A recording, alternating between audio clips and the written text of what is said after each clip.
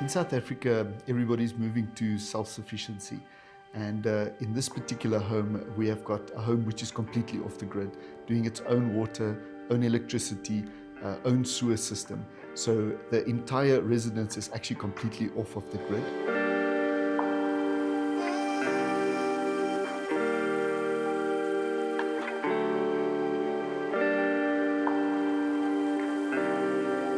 In this particular home, we actually designed a home with two entrances.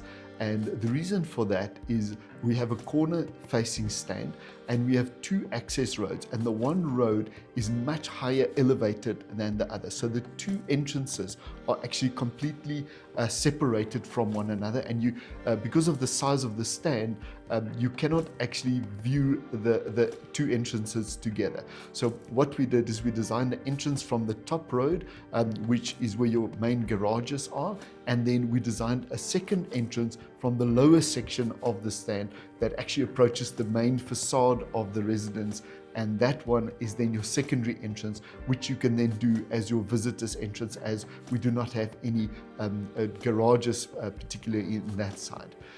The house is also situated on quite a steep slope, so there are many factors that we had to consider there.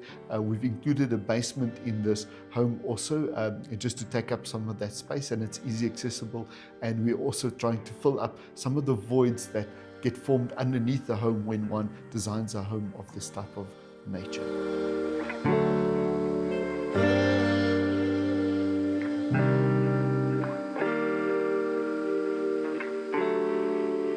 Something which I particularly like, and it's always a challenge because one tries to do something different at each one of the entrances of the homes.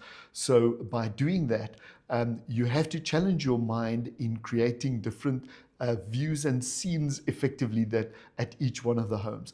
At this particular home, we actually angled the garages, but by angling the garages, it actually created a courtyard in between the two garages, and that courtyard became our entrance feature, which we have water features in there. We've got the staircase that actually overlooks that area because it pinches the space together at the entrance. It's not that easy to look into that, but once you're inside that space, it creates quite a beautiful voluminous space where the staircase looks out onto.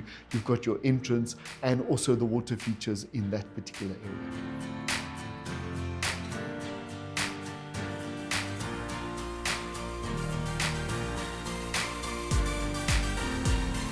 As you guys know already, we absolutely love our staircases. Each staircase for us is an absolute challenge in order to make it dynamic, interesting, and different.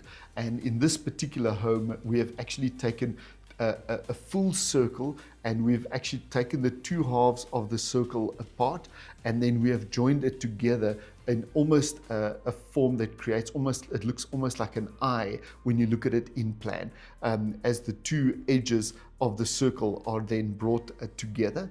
And this creates quite a different and unique look to the staircase.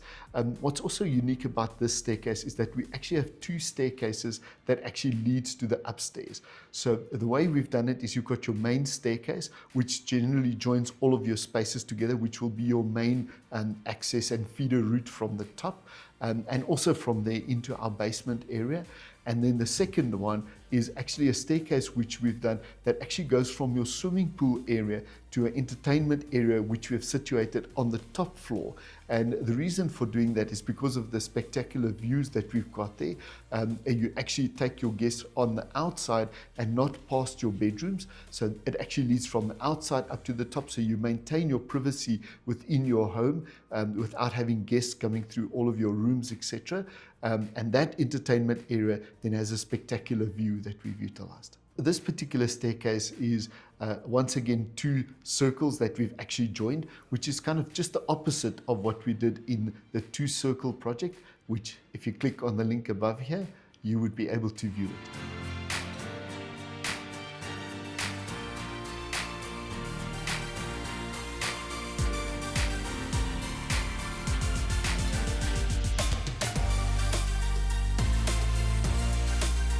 Something which is interesting about this design, because we've got the two entrances. The one entrance, as you enter into the formal dining area. So there's a lobby space that we've designed in front of the dining area. So as you approach, you will have a very formal space that you'll look out onto. And that space then links the various spaces together. Your kitchen on the one side, family room on the other, covered patio on the other side. And the planning is actually a very linear configuration that we've done in this particular planning. And the reason for that is we have north, which is effectively on the one side, and on the opposite side, we have the view. So by doing a very narrow design and a longitudinal type of design, you actually get north in from the one side, and we can open the opposite side in order to get the view. So you get the best of both worlds in this particular design.